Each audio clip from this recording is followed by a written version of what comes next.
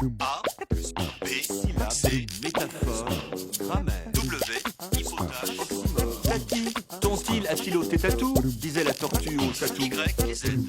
Bonjour professeur, Bonjour Marie. j'ai là une question déterminée envoyée par Jamel des Émirats Arabes Unis. C'est à propos de l'expression avoir de la suite dans les idées. Alors il en a certainement pour vous en demander l'origine.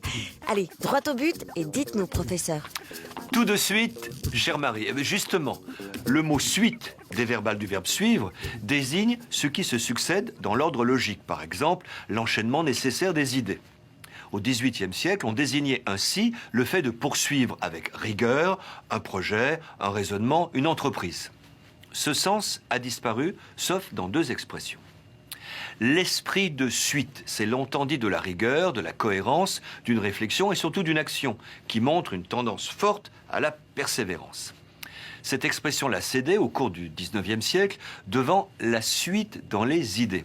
Ainsi, Balzac parle d'un écrivain qui n'avait aucune considération pour les auteurs chez lesquels il ne trouvait pas ce que Richelieu nommait l'esprit de suite, ou mieux, de la suite dans les idées. Avoir de la suite dans les idées, c'est être cohérent, plus encore opiniâtre, mettre tout en œuvre pour arriver à ses fins. L'expression est parfois prise dans un sens légèrement péjoratif ou ironique. Elle désigne alors un entêtement obtus ou une obstination malvenue. Ainsi, Maurice Genevoix à propos de son sympathique braconnier Raboliau. Raboliau distinguait la silhouette du gendarme, la visière brillante de son képi. Celui-là, nom d'un diable, il avait de la suite dans les idées. Qu'est-ce donc qui le poussait ainsi à ne point démordre ?